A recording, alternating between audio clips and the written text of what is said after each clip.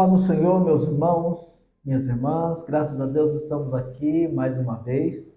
Agora nós vamos comentar a lição de número 11. Essa lição vai ser lecionada no dia 15 de março de 2026. O título da nossa lição é O Pai e o Espírito Santo. Para comentar essa lição, isso aqui eu, o presbítero Alexandre, e o nosso irmão Ricardo. Paz do Senhor, professores e professoras. Nós vamos, antes de darmos continuidade, nós vamos fazer uma oração e seguimos. Senhor Jesus, nós te agradecemos, Pai, por estarmos aqui na tua presença. Venha nos ajudar, nos abençoar, nos dirija nesse comentário. Que a tua graça, que o teu amor e a tua bondade seja conosco, Pai. Em nome de Jesus, nós te agradecemos. Amém. Nós temos aqui, irmão Ricardo, eu queria que eu lesse para nós o textuário, a verdade prática. Vamos lá. Textuário. Porque todos que são guiados pelo Espírito de Deus, esses são filhos de Deus. Romanos capítulo 8, versículo 14. A verdade prática. O Espírito Santo nos liberta da escravidão do pecado. Confirma nossa filiação em Cristo e nos conduz à herança eterna planejada pelo Pai. Perfeito. Aí nós temos aqui a leitura diária, a leitura bíblica em classe nessa semana, irmãos, se encontra em Romanos capítulo 8, versículos 12 ao 17. Depois nós temos Gálatas capítulo 4, versículos 1 ao 6. Do plano de aula, eu quero só destacar aqui os objetivos da lição. 1. Mostrar que o Espírito Santo nos liberta da escravidão do pecado e confirma nossa filiação em Cristo. 2. Explicar que o Espírito Santo guia o crente na vontade do Pai. E 3. Destacar que a Trindade nos conduz à herança eterna. Irmão Ricardo, eu queria que o irmão comentasse aí, pedir para o irmão comentar a introdução rapidamente, fazer um breve comentário. Só lembrando, professores, que o tema do trimestre é sobre a Trindade. Então, não se espante se um aluno perguntar mais alguma coisa sobre a Trindade, porque o tema do trimestre é sobre a Trindade, né? Exato. Da lição 1 até a lição 13, vai falar sobre a Trindade. O que está acontecendo é que nós estamos esmiuçando, né, o DNA da doutrina da Trindade, né? É tanto que a palavra-chave dessa próxima lição de número 11 é filiação. Então, é mais uma lição que vai ser falada sobre o Pai e o Espírito Santo. Então, da lição 10 até a lição 12 vai falar, focado mais no Espírito Santo, e parece que na lição 13 vai incluir a igreja, né? Exato. Mas o foco principal desse trimestre é a Trindade. É bom cada professor sempre lembrar, né, de que o tema é sobre a Trindade. Essa introdução, o teu comentário do livro, ele fala uma coisa interessante, que a ação do Espírito Santo na vida do crente é um dom do Pai e do Filho, refletindo a obra trinitária na redenção. Então a gente tem que sempre lembrar que na redenção envolveu sempre os três. Nunca, quer dizer, não existe alguém de fora, sempre foram os três. Um enviou, outro veio, e o outro, ele aplica toda essa verdade que nós estamos estudando aonde? Nos nossos corações, na nossa alma, na igreja. É o Espírito Santo que faz toda essa aplicação. E essa aplicação, ela pode ser hoje, ela pode ser amanhã, e ela também é escatológica, porque ela nos levará para a eternidade, né? Ela é profunda isso daí, porque é relacionado à Trindade.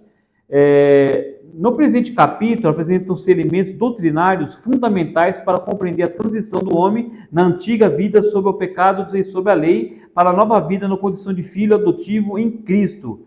Então serão abordados, em particular, as formas pelas quais o Pai e o Espírito Santo atuam em conjunto para garantir a adoção dos pecadores como filhos. Então eles vão trabalhar junto, né? Tanto o Pai como o Filho e o Espírito Santo estão juntos nessa grande, né? Paulo acho que até falou desse grande negócio que é a salvação. Isso aí. Entrando aqui no primeiro ponto, irmão, nós temos aqui o item 1, que é o ponto 1, o Espírito e as dádivas do Pai. E aí esse ponto aqui ele é dividido em 3 subitens. O primeiro é da escravidão à afiliação. O segundo, da rebeldia a filho legítimo. E o terceiro, das trevas à plenitude do Espírito. Irmãos, Antes de comentar aqui o primeiro item, eu quero abrir um parênteses aqui e falar o seguinte: de uma forma geral, como o irmão citou aqui, como nós estamos falando de Trindade, praticamente todas as lições a gente fala da Trindade. A gente estudou o Pai, mas nas lições que a gente falou do Pai, nós falávamos da Trindade. Estudamos o Filho. Nas lições que especificamente estudávamos o Filho, falamos da Trindade. Estudamos lições que falavam especificamente do Espírito Santo. E nessas lições, falamos da Trindade. Então, de uma forma geral, os assuntos que nós vamos comentar nessa lição, já falamos ao longo do trimestre. Mas eu quero mostrar para os irmãos, para as irmãs, o seguinte: tem pontos aqui que a gente não comentou com profundidade. E o alvo da lição é comentar com profundidade os assuntos que nós não falamos ainda.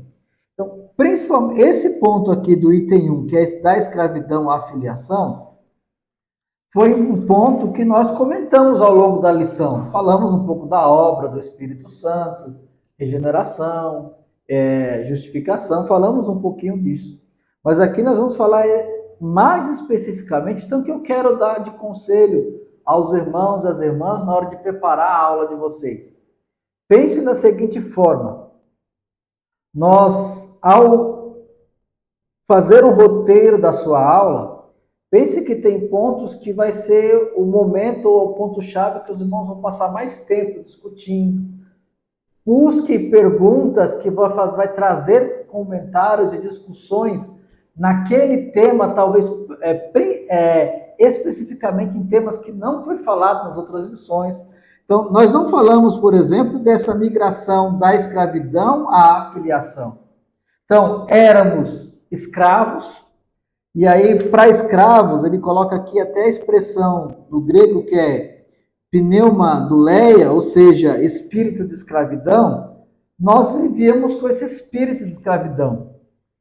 Não tínhamos força contra o pecado, não tínhamos direção, não conseguimos vencer. Esse aqui, por exemplo, é um momento que talvez, eu acho que aí vai depender de cada turma, de cada sala, os irmãos podem perguntar, as irmãs, aí os irmãos podem perguntar para os alunos o seguinte: como você era antes de se converter? Que detalhes você dizia que representava a sua escravidão? Porque era esse espírito de escravidão. Aí ele aqui aponta, olha, essa expressão aponta estado de servidão ao pecado e ao medo da punição que caracteriza a vida da conversão. Então, veja bem, a partir do momento que você faz uma pergunta para os alunos e eles começam a falar, olha, antes que eu não era crente, eu tinha esse comportamento, o outro tinha um comportamento Y, e esses comportamentos, de alguma forma, por mais que eu lutasse, eu não conseguia vencer. Aí é a hora que você vai aplicar a explicação do texto, porque aí você vai colocar, olha, então tá aqui, irmãos, o que o irmão está dizendo esse estado de servidão do pecado, esse medo da punição pelo que se fazia. Então, dado o comentário dos alunos, você vai conseguir aplicar e mostrar de forma mais clara essa explicação do que seria o espírito de escravidão. Aí o comentarista ainda coloca: a lei, embora santa, não pôde produzir liberdade. E aí vem assim que nós recebemos o espírito de adoção. E esse espírito de adoção ele coloca como pneuma uitesia, aponta para a nova identidade em Cristo e um vínculo de afeto e de perdão. Então, olha o confronto ou os temas opostos, né? O primeiro, escravidão, lembrava esse pecado e essa servidão ao pecado e o medo da punição. O segundo, há uma liberdade para poder adorar a Deus e, ao mesmo tempo, essa sensação de perdão. Por que é importante falar disso com os alunos? Eu sei que os irmãos devem lembrar, as irmãs, aí nós falamos muito de conversar sobre esse assunto para trazer certeza de salvação para os alunos. Então, talvez alunos que não são crentes ou que são novos convertidos, estão há 1 ano na igreja, 2. Esses são temas extremamente importantes de nós nos aprofundarmos. Talvez não ficar tão preocupado em passar ponto por ponto, mas dividir a lição em que a gente converse temas importantes com os alunos e eles saiam edificados com aqueles temas específicos. E assim a gente elimina de trazer para os alunos essa percepção de repetitividade, porque essa lição parece ser repetitiva, mas ela não é. Ela tem temas muito importantes, cada que a gente vai esmiuçando semana após semana. E aí, irmão Ricardo, eu queria que o irmão continuasse aqui, falasse do item 2, assim por diante. É gostoso, né, falar desse assunto, né? Porque ela é uma verdade, professores. A verdade é uma doutrina, ela é fundamental. O que nós acreditamos, né? Que a Assembleia de Deus acredita, que nós acreditamos sobre isso. Então, ela é muito importante. Então, sempre vai falar, sempre vai, de alguma forma, vai envolver a Trindade. Não tem como a gente fugir disso, sempre vai, de alguma forma, né, vai ficar falando deles aí, não tem como fugir disso. Deixa eu pegar um versículo aqui, meu Alexandre. Como a gente está falando da lei, né? Então, vai ficar até o terceiro subtópico aí, né? Da rebeldia ao filho legítimo e das trevas à plenitude do Espírito. Em Romanos capítulo 3, versículo 20, Paulo deixa uma coisa bem clara aqui. Ele falou assim: por isso nenhuma carne será justificada diante dele pelas obras da lei. Certo? Deixa bem claro, aí colocou uma vírgula. Porque pela lei vem o conhecimento do pecado. A lei, na verdade, irmão Alexandre, ela só apontava. O professor precisa entender isso. O aluno também precisa entender. A lei, ela apontava.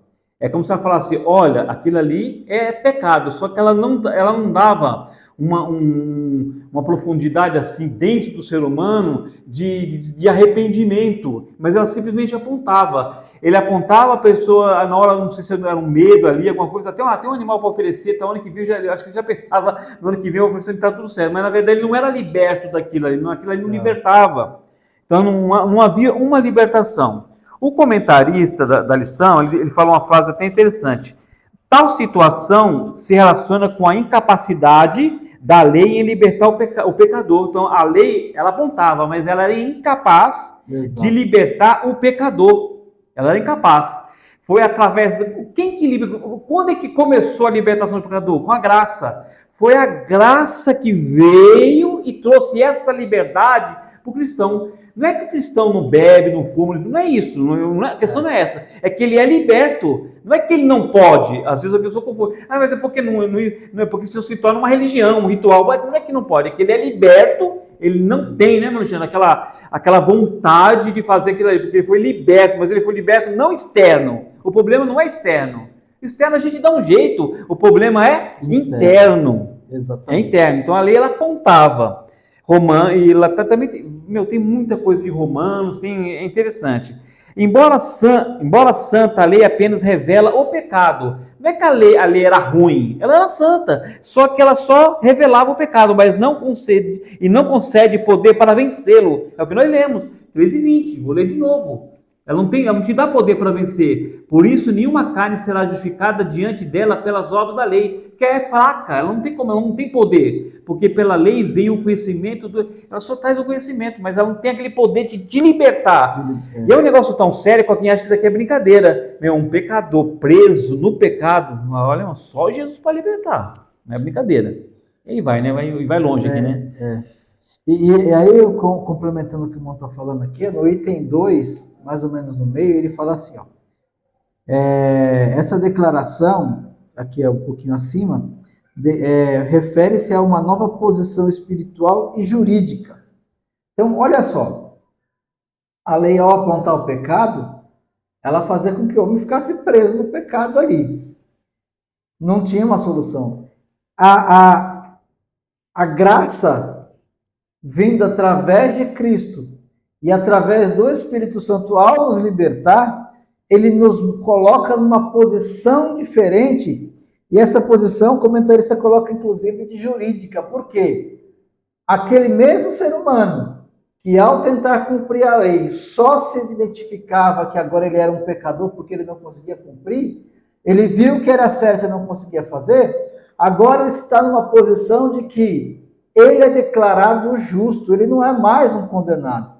E ao ser declarado justo e não mais um condenado, nós temos inclusive a graça de Deus e a força do Espírito Santo de nos mostrar que nós somos filhos, que é um pouquinho do item 3. Aqui no item 3, mais ou menos no meio do texto, fala assim, ó, o envio do Espírito é a prova da adoção do crente como filho legítimo. Ou seja, essa lição, esse tema aqui, vai nos esclarecer, mostrar o texto bíblico e tal, que nós somos filhos adotados e filhos legítimos. E essa graça vem porque o Espírito Santo veio até nós. Então, a lição fala do Pai e o Espírito Santo, ou seja, o Pai concedeu a salvação, Ele nos deu, Ele criou o plano da salvação. Mas quem em mim me faz acreditar, faz ser efetivo o plano da salvação, quem em mim executa ou revela tudo aquilo que Cristo conquistou para mim na cruz, é o Espírito Santo. Aí ele chega a falar assim, ó, a transição das trevas para a luz é um ato gracioso do Pai. Bom, Ricardo, tem mais algum ponto que não quer destacar nesse primeiro ponto aqui no geral? Sim, sempre vai ter, né, Alexandre? Nossa, é muito profundo, né? Uma coisa que o professor tem que entender assim, quem estou alimentando? Tem que pensar nisso. Quem você está alimentando? Você está alimentando o espírito ou você está alimentando a carne? Um comentarista de um livro, ele fala assim, que lá em Romanos, o que nós vemos, né? Romanos 8 e 13. Olha só, porque se vivemos segundo a carne, morrereis. Mas se pelo Espírito mortificardes as obras do corpo, vivereis. Certo? Olha só, o Espírito mortifica a carne, sempre julgando as atitudes da carne. Mortificaremos as obras da carne. Se demos alimento à carne, ela se fortalecerá para guerrear. Então, se eu dou alimento para a minha carne, ela se fortalece. Exato. Se eu tiro o alimento dela, o que acontece? Ela enfraquece. Ela enfraquece. É isso que o aluno precisa entender. Na forma mais simples da coisa. A pergunta é, quem eu estou alimentando? Essa é a pergunta. O aluno precisa responder não para mim. Ele vai responder para ele mesmo. Ele vai ter que responder, quem você está alimentando? A carne ou o espírito? Porque eu não consigo alimentar, por exemplo, a carne do Alexandre. Não tem como. Tem que ser individual. Isso não é uma coisa coletiva, é individual. Porque a salvação é uma coisa individual. E ele fala que lá embaixo tem uma coisa muito interessante sobre co-herdeiros e herdeiros. Eu acho muito legal que ele fala assim, outro benefício, lá embaixo no ponto 2 lá, né? Outro benefício do filho tornando legítimo é que se ele se torna herdeiro de toda a riqueza do seu pai adotivo. Mesmo se o pai não tiver mais nada para dar, que ele é o filho, aí você fala assim, mas eu peço socorro ao filho, porque como nós somos co-herdeiros, como ele também vai ter, vamos dizer que ele tem uma herança, como nós também fazemos parte disso, a gente também leva um pouquinho da parte do bolo aí, porque nós somos co-herdeiros com o filho. A mesma bênção que o filho tem, nós também temos, não tem como escapar. Mesmo se o pai não tivesse, vamos dizer assim, mas tem um filho que nós somos co-herdeiros dele. Não, isso aqui é muito profundo. É muito profundo. É muito lindo isso aqui. Irmãos, é interessante porque no finalzinho do item 3, ele fala assim, ó, aquele que andava em trevas e ignorância espiritual, agora vive em plena luz, guiados pelo Espírito. Então, veja bem, nesse primeiro ponto aqui, nesses comentários que nós estamos fazendo aqui, destacando, precisa ficar claro para o aluno o seguinte, ele está percebendo essa diferença de quando ele não era salvo, de hoje que ele é salvo, porque aqui fala, ó, aquele que andava em trevas, que andava em ignorância espiritual, agora vive em plena luz e guiado pelo Espírito. Então, veja que, no geral, talvez a gente não vai falar tanto nesse primeiro ponto de Deus, do Pai ou do Espírito Santo, mas nós vamos falar dessa percepção que nós temos do que Deus fez na nossa vida através do Espírito Santo, que é esse contraste aqui. O que andava, o que vivia, com o que se vive, com o que se pratica hoje. E o aluno precisa entender, ele precisa olhar para ele e falar, olha, realmente isso faz diferença. Porque se ele não vê essa diferença, Não vou falar, mas talvez tenha até que fazer um apelo para ele e falar, irmão, você quer voltar a aceitar Jesus como Salvador e conhecer mesmo que é ser salvo? Porque a lição vem para nos dar aquele chacoalhão e mostrar, olha, eu tenho uma vida diferente para viver. E essa vida diferente para viver, inclusive, nós vamos entrar agora no ponto 2, que é o Espírito nos guia da vontade do Pai. Aí nós temos o item 1, que é os filhos são guiados pelo Espírito. 2, o Espírito opera a mortificação na carne. E o 3, o Espírito age conforme o plano do Pai. E aí, meu Ricardo, queria que eu já começasse comentando aqui o ponto 1. Outra coisa que o professor tem que entender, que alguém acha assim, então quer dizer que o Espírito Santo substituiu Jesus. Não tem nada de substituição.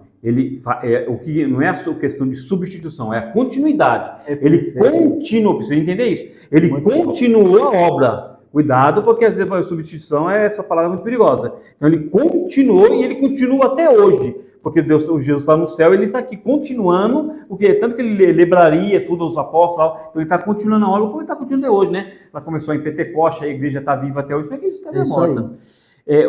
Falando da Trindade dentro dessa lição, lembrando, são 3 pessoas distintas, com missões específicas. Não podemos esquecer, são missões específicas. Perfeito. Não confundir, a gente não pode confundir as pessoas.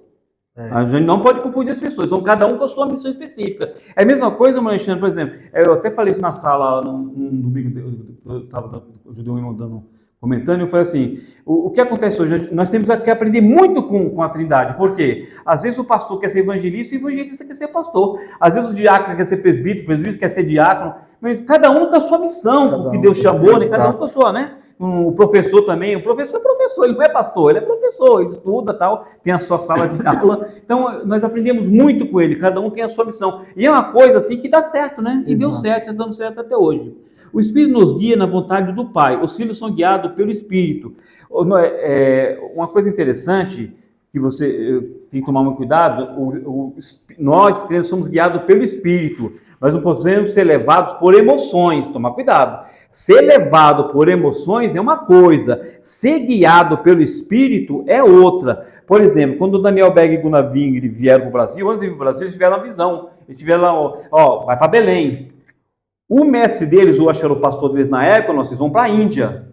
Se usasse ali a emoção ali na hora, eles iriam para a Índia. O meu pastor mandou ainda. Mas o Espírito Santo, não, vocês vão para Belém. Belém é no Brasil. Que ele afundou aqui, graças a Deus, eles vieram e afundou a Assembleia de Deus. Isso é ser guiado pelo Espírito. Paulo também, às vezes Paulo queria ir para um lugar, e disse, não, você vai para tal lugar, porque lá tinha um trabalho específico que era para Paulo, que às vezes a pessoa, irmão Alexandre, professor, não entende. Às vezes existe um trabalho específico para você fazer, não é outro. É aí onde a pessoa não entende. Por que foi fulano? Porque ele foi a pessoa certa de estar lá. Ele é a pessoa que Deus guiou. Agora, se você colocar emoções aí, você vai ter problema. Então tem que ser guiado pelo Espírito. Paulo explica que a marca de um filho de Deus não é a filiação nominal, mas uma vida conduzida pelo Espírito, porque todos que são guiados pelo Espírito de Deus, esses são filhos de Deus. Todos que são filhos de Deus, que são guiados pelo Espírito Santo de Deus. Lá em Romanos 8,14. O verbo guiados aí, professor, é agotai, né? Ou agotai, né? Uma coisa assim. Está no tempo presente, passivo, indicando que os crentes são continuamente orientados pelo Espírito, como alguém que é levado pela mão. Isso significa que são instruídos pelo Espírito no caminho do Pai em todo o curso da vida. Enquanto você estiver aqui, você é guiado pelo Espírito. Mas como é que eu faço? Você tem que orar, você tem que acreditar, você tem que ouvir um pouco ele, né? Você tem que prestar atenção no que ele está falando. Às vezes ele usa alguém, nunca se sabe, às vezes ele não fala diretamente, mas às vezes ele usa um pastor, usa um irmão que está pregando, às vezes usa até um professor de escola dominical, às vezes pode ser que você estiver muito atento, pode ser que você está orando e um aluno ali fala alguma coisa, nossa, é uma resposta que eu precisava. Pode acontecer, um pastor que vem de fora e prega lá e você está no culto e você, nossa, eu precisava ouvir, eu precisava dessa resposta. Porque às vezes, você está orando, o que eu vou fazer nessa situação? Mas não tem resposta, mas vem alguém lá, Deus revela para ele, ele fala lá e é com você mesmo. Isso é ser guiado pelo Espírito. Perfeito.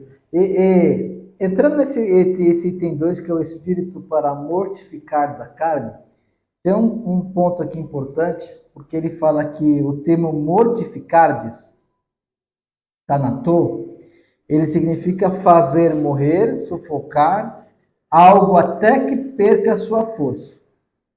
Eu vou aproveitar um pouquinho o que o irmão falou aqui, que é esse verbo agontai, que é o guiados, que está na voz passiva.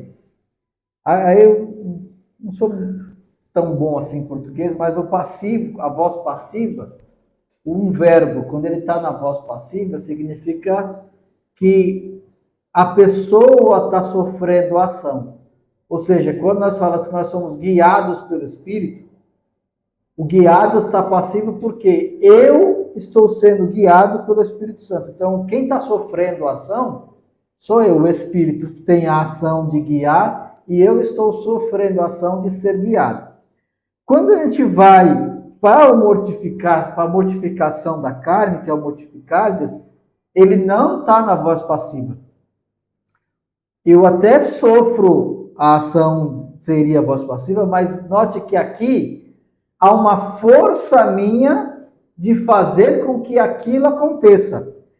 Quando eu sou guiado, a ação direta de fazer algo é o Espírito Santo. Ele está na ação de ser guiado. E eu tenho que deixar ser guiado. Tanto que significa fazer morrer, sufocar até que se perca a sua força. E aqui tem uma pergunta muito importante, porque o irmão comentou aqui, começou falando, será que nós vamos matar, estamos mortificando nossa carne? E aqui tem uma pergunta para se fazer para o aluno. Até que ponto nós estamos colocando força para que meus desejos pecaminosos não venham à tona? Porque aqui, olha só como esse Romanos 13, letra B, fala.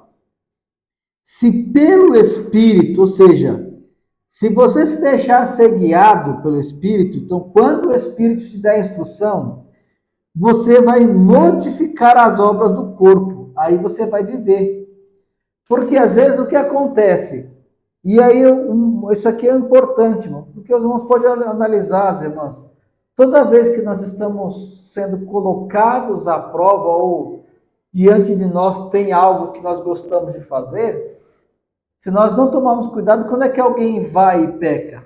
Quando ele perde a noção de se frear. Então ele vai em direção, vai indo, ele fala, não, eu não consigo, caiu. Aqui está dizendo o seguinte, mortifique, tente perceber a reação do seu corpo antes, tente entender o que você está fazendo e coloque força, até que esse desejo ele venha perder totalmente sua força. O Espírito Santo vai nos ajudar nisso. Lá embaixo fala assim, ó, a ação do Espírito não apenas mostra o erro, mas transforma a vontade e fortalece o crente contra o pecado. Foi o que nós falamos no começo aqui. Talvez essa lição nós não vamos falar tanto do Espírito, mas vamos falar um pouquinho de nós. Por quê? O Espírito vai falar assim, não faça isso. E qual é o esforço que eu estou tendo de deixar ser guiado pelo Espírito? Não, olha, não toque nisso. Né? Um exemplo, né? Alguém está tendo dificuldade porque ele vai lá para o celular e aí ao pegar o celular ele vai ficar lá 1 hora nas redes sociais conversando, batendo papo, pesquisando gente, né? Aí a pergunta é, às vezes ele vai tocar naquele celular, o Espírito Santo fala assim, olha, não, você tem tal coisa para fazer, vai ler a Bíblia, vai varrer o quintal, vai corrigir aquele negócio, vai fazer aquilo. E ao invés de nós ouvirmos a voz do Espírito, nós vamos para o celular. Então, é esse tipo de coisa que o Espírito está nos guiando. E quando eu obedeço a voz do Espírito, eu mortifico a carne. Então, esse tipo de coisa é o que nós vamos comentar com os alunos e discutir com eles. Vale a pena até chegar nesse nível de detalhe. Meu irmão, quando o irmão vai cair lá, sei lá, aqui nós temos que tomar cuidado para não entrar nas fraquezas dos irmãos, e às vezes a gente pode tentar dar algum exemplo e acabar deixando algum irmão numa situação não muito agradável. Então nós temos que saber conversar isso. Mas puxe dos irmãos, por exemplo, alguma falha, alguma coisa, que faz sentido, porque a ideia aqui é, eu preciso ter força para mortificar a minha carne. E o Espírito Santo vai me ajudar. Mas quando é que o Espírito Santo vai me ajudar? A partir do momento que eu começo a ouvi-lo, a tomar a direção que ele vai me dando, a fazer uma direção. E aí alguém pode ter alguma direção em relação, dar algum exemplo, ou o próprio irmão ou irmã de alguma coisa que o irmão foi fazer. Eu queria... Normalmente eu estava ficando muito tempo no celular, e aí o Espírito começou a falar, faz isso, eu fui fazer, faz aquilo, ou deixa o meu celular em tal lugar. É um exemplo para a gente mostrar como mortificar a obra da carne. E isso aí é ampliado para diversas coisas, né? Bom, Ricardo, eu queria que eu comentasse também um pouquinho do item 3 aqui. Vamos o lá. Espírito age conforme o plano do Pai. Do Pai. Olha a Trindade aí de novo, né? Exato. A Trindade aí. É interessante nessa parte do plano do Pai aqui, alguém acha que não existe um plano, né? Esse plano, ele não foi criado por um acidente, para deixar bem claro. Não existiu um acidente aqui. Deus contaram uma história para ele que Adão pecou e ele levou um susto.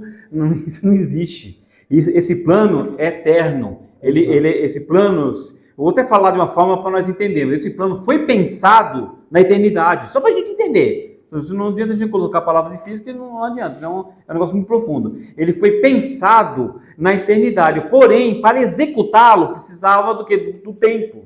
Ele precisava de um tempo certo, vai para gente entender assim. Por exemplo, quando Jesus nasceu, tinha a morte de cruz. Se Jesus tivesse nascido nesse tempo agora, não tem mais morte de cruz, tem cadeira elétrica, forca, né? Alguns países têm forca, câmara de gás, e execução com tiro. Né? Execução com tiro, né? Então, mas quando Jesus nasceu, naquele tempo que ele nasceu, tinha cruz. Então era o tempo dele nascer mesmo, ali era o tempo certo.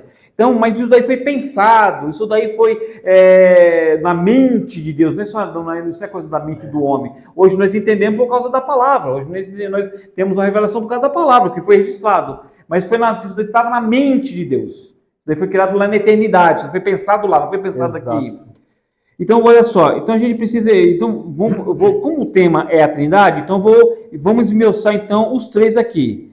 Quem enviou foi o Pai. O Pai enviou o Filho. A encarnação de Cristo ocorreu no tempo previamente estabelecido pelo Pai. Foi o Pai que estabeleceu o tempo do Filho nascer, dentro da sua soberania e da soberania eterna. Está em Atos 17 e 26. O Pai não apenas idealizou, mas também determinou o momento e as circunstâncias para que o plano redentivo se realizasse. Então, tudo foi planejado pelo Pai, no momento certo, na hora certa. Depois de ele ter feito tudo isso, ele precisou mandar alguém. Esse alguém era o Filho. O Filho, então, executou a redenção. Quem executou não foi o Pai. O Pai planejou, o Pai mandou, mas quem executou foi o Filho. Olha a Trindade aí. Cristo foi enviado para remir os pecadores, está lá em Gálatas 4, versículo 5. Remir, quer dizer, resgatar, significa comprar de volta mediante o pagamento. Então ele comprou de volta aquilo ali que era de Deus, ele pegou de volta, mas ele comprou como? Com seu sangue. Foi o sangue dele. Mas isso foi tudo pensado lá na mente, lá na eternidade. Isso foi tudo pensado lá. O termo aponta para a redenção realizada pelo sacrifício de Cristo. Alguém fala, e onde entra o Espírito Santo? Agora eu te peguei, hein, professor, onde entra o Espírito Santo? Quando ele veio aplicar isso. É o Espírito Santo de novo, a Trindade. O Espírito Santo aplicou o quê? A adoção. Após a obra redentora do Filho, o Espírito Santo é enviado pelo Pai e pelo Filho para tornar eficaz a salvação no coração do crente. Porque isso precisava ser embutido, irmão Alexandre, na mente, principalmente aonde? No coração, porque não basta sua mente. Precisa entrar aqui, às vezes entra aqui, mas não desce aqui. É isso que é o problema. Precisa não só entrar aqui, professor, coloca na mente do seu aluno. Irmão, não basta só entrar na mente, precisa descer para o coração. O coração precisa ser aquecido. Tem gente que está com o coração muito frio.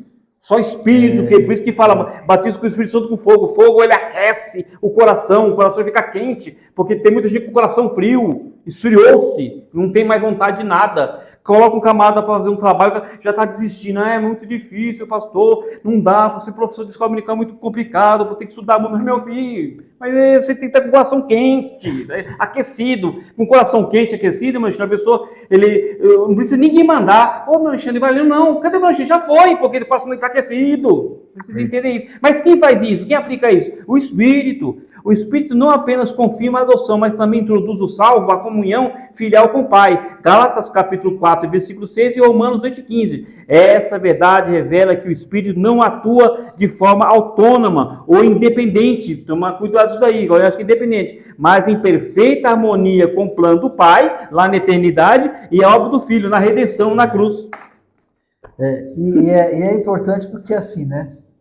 Fechando esse ponto para a gente entrar no terceiro, ele fala: essa verdade revela a perfeita harmonia da Santíssima Trindade. E essa harmonia da Santíssima Trindade, entrando agora no terceiro, que é a Trindade nos conduz à herança eterna, nós temos aqui herdeiros de Deus por adoção, co-herdeiros de Cristo por filiação, e o terceiro, o Pai administra o tempo da herança. Então, o irmão explicou bem que cada um dos três tem o seu plano, e eu queria mostrar uma coisa para os irmãos, de uma forma geral. Deus criou esse plano da salvação de uma forma tão perfeita que não é impossível ter salvação sem um dos três. Se tirar o Pai, não tem salvação, porque foi ele que criou o plano e fez com que tudo acontecesse. Mas se tirar o Filho, também não tem salvação, porque foi o Filho que executou. E mais do que isso, veja bem, aqui nós estamos falando que herdeiros de Deus por adoção. Nós somos a figura do maior herdeiro de Deus, é Jesus. Então, a lição vai nos colocar que, inclusive, a lição não, né? A Bíblia, né? A lição está só explicando o que a Bíblia fala. Nós somos herdeiros de Deus da mesma forma que Jesus é herdeiro de Deus. Então, olha o que Deus fez. Deus, ao criar o mundo, ele criou tudo em Cristo. Ou seja, sem Cristo não tem criação. E quem vai herdar o mundo é Cristo. Agora nós somos herdeiros de Deus também em Cristo, através de Cristo, com Cristo. Só que sem o Espírito Santo, ninguém se torna filho de Deus, ou seja, também não tem salvação. E aqui, essa parte de herdeiro de Deus por salvação, ele vai mostrar um pouquinho isso. Aqui fala assim, o termo herdeiro, que é o kleronomos, é utilizado no contexto legal para indicar que os adotados passam a ter pleno direito sobre os bens do Pai. E o que tem a ver o Espírito Santo com a adoção? Porque quem reflete em mim a adoção é o Espírito Santo. Quem me faz filho de Deus, quem me mostra que eu sou filho de Deus, quem faz a adoção em mim ser real é o Espírito Santo. Então veja bem, quando pais aqui, um homem e uma mulher, vão lá, fazem todo aquele processo, né? Buscam a guarda e tal, e no final das contas eles são declarados pais, pai e mãe, ou pais daquela criança. O que faz aqueles pais serem realmente pais? Haverá lá um documento, uma certidão de nascimento, ou uma declaração do juiz, e aonde eles forem, aquele documento que está registrado no cartório, que tem todo um contexto lá que faz ele ser válido, mostra que aqueles são pais daquela criança. E quem é esse documento, essa certificação de que nós somos filhos de Deus? É o Espírito Santo. Ou seja, não há certeza de filiação, não há nada que nós possamos dizer, essa adoção graciosa, ela só é possível na nossa vida, porque o Espírito Santo foi nos dado, o Pai nos deu o Espírito Santo. Bom, Ricardo, queria que o irmão continuasse aí, comentasse, entrasse no item 2. Assim, vamos lá. Passa rápido, né? Passa rápido. Muito rápido, graças a Deus. É assim mesmo. Co-herdeiros de Cristo por filiação. Essa parte aqui, meu Alexandre, parece que é fácil. Alguém fala assim, agora eu aceitei Jesus, estou feliz, agora sou co-herdeiros. É tão simples assim, não. A gente vai ver umas coisas aqui que, meu Deus do céu, olha só. O comentário, acho que é o Bradman, acho que é uma coisa assim, o Bradman, ele fala assim, elucida que os co-herdeiros com Cristo, todavia, precisam participar do seu sofrimento. Então não é só da glória, e o sofrimento, como é que fica? Se desejam participar de sua glória, É aquele negócio, não existe glória sem cruz. Isso não existe. Ah, é glória, mas cadê a cruz? Não teve, então não é glória. Então não existe glória sem cruz. Se existiu a glória, se você voltar na vida. Ah, nossa, mas aquele irmão, ele é avivado, né, irmão? Aquele irmão ali é uma benção. Vai conversar com ele, meu amigo. Senta um pouquinho, 5 minutos, fala, irmão, o que você faz quando você é assim? Você vai falar, meu Deus do céu, e agora? Aí você também, porque na nossa mente, a gente acha que é fácil, né? Aquele irmão, mas você vai conversar com ele, começa a contar a história dele, de como começou, né? Do que ele faz atualmente, porque não basta só você ter começado, você precisa continuar, né? Porque tem muita gente que começa bem e às vezes termina mal, porque ele deixou de continuar. Ele não, de alguma forma, aconteceu alguma coisa na vida dele e ele deixou de continuar. E esse negócio, quando até o Manchino falou de ler a Bíblia, vai ler um livro, ler a Bíblia, ou orar, ele é muito forte, porque essas coisas de você deixar, ela é sutil, né? É aos poucos, você às vezes nem percebe. Às vezes você fala, eu lia mais, né? Há muitos anos atrás eu orava mais, eu lia mais a Bíblia, eu lia mais alguns livros. Eu simplesmente fui deixando, os anos vão passando, né? Fui deixando. Quando você abre os olhos mesmo, às vezes você fala, você não tem nem mais força mais de ler. Aí você fala, eu lia tanto, hoje eu não leio mais nada. Você pode ter certeza que deve ter gente, no geral, né?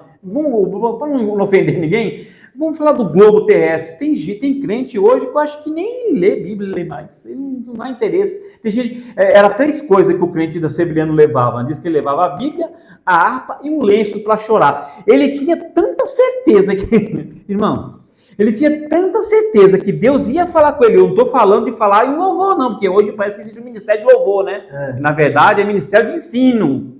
Hoje precisa de ministério de ensino. Ele tinha tanta certeza que Deus ia falar com ele na palavra que ele levava o lenço. Porque você leva a Bíblia, sabe que o pastor vai ler, você leva lá, você sabe que alguém vai ler o cantão da harpa. Mas muitas vezes a gente não leva o lenço porque sabe que não vai chorar mesmo. Então o Sebriano, há muitos anos atrás, levava a Bíblia, ele levava a harpa e ele levava o lenço. Então não existe glória sem cruz. O apóstolo lembra que se sofrermos também com ele reinaremos, 2 Timóteo 2:12, não vou ler porque não dá tempo, mas você nota aí, 2 Timóteo 2 e versículo 12, se sofremos também com ele, reinaremos. Isso confirma que a vida cristã não é isenta de dores. O crente não pode ficar doente, o crente não pode ficar desempregado, o crente não pode perder um ente querido, não pode perder um filho, não pode... Irmão, nós estamos sujeitos, né, Manchino? Nós estamos aqui, nós somos seres humanos. Mas é marcada pela tensão entre aflição presente e esperança futura. É escatológico. Nós sofremos aqui, mas nós temos uma esperança. O pecador não. Às vezes ele sofre aqui, mas não tem aquela esperança de vida eterna. Nós temos essa esperança viva de vida. Diz que a esperança é a última que morre. Mentira! Para o crente não funciona isso. Para o crente a esperança dele não morre, é vivo. Ele está vivo. A sua esperança está viva? A minha também está. É vivo do crente. A filiação implica ser conformado à imagem do Filho, Romanos 8:29. Essa conformidade passa pelo caminho do quê? Da cruz. Então, tudo tem que passar pela cruz. Não existe glória sem cruz, não. Isso aí. E aí, para a gente finalizar, o pai administra o tempo da herança. Aí, Paulo ele faz aqui essa comparação, mas para explicar, a ideia dele aqui é explicar a lei, como a lei trabalhava, né? Porque o menino é dono de tudo, é herdeiro, filho do patrão, filho do dono da plantação, lá dos hectares. Ele é dono de tudo, só que enquanto ele era criança, ele não mandava em nada. Ele tinha tutor, curador, tinha alguém que mandava nele, você vai fazer isso agora você vai ler isso, agora você vai fazer assim, agora você vai fazer... Isso só acaba no momento que o pai fala, olha, agora ele está pronto para tomar as decisões. E o comentarista ele vai dizer o seguinte, ele vai usar isso para dizer que Deus tem o controle oportuno de tudo na nossa vida. Então aqui nós temos que englobar diversas situações. Primeiro, Deus tem o controle da nossa vida quando nós vamos morrer, enquanto Ele vai nos dar vida e assim por diante. Então, enquanto há vida, nós temos que fazer as nossas coisas. Mas nós temos que crer que em um momento Deus vai dizer, olha, Alexandre, chegou a sua hora, agora venha. Eu tenho que ter isso em mente. Eu tenho que ter em mente também que tem bênçãos materiais que Deus quer me dar, e Ele sabe o momento que Ele vai me dar. Existem situações, como o irmão falou aqui, às vezes alguém quer chegar a ser pastor, quer ser um professor de escola dominical, mas ele tem que passar um processo, e Deus sabe desse processo. Deus sabe o momento que vai dizer, olha, agora vai usar o pastor tal, o dirigente tal, a pessoa tal, e fala, agora ele vai fazer isso.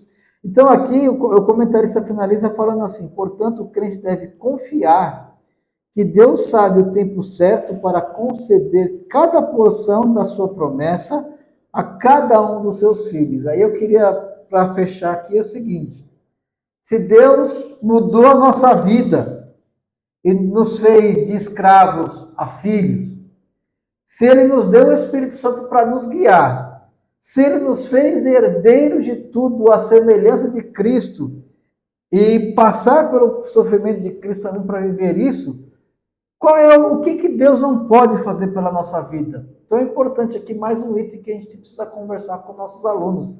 Até que ponto nós confiamos em Deus a nossa vida? Isso aqui é extremamente importante. Nós precisamos deixar a nossa vida.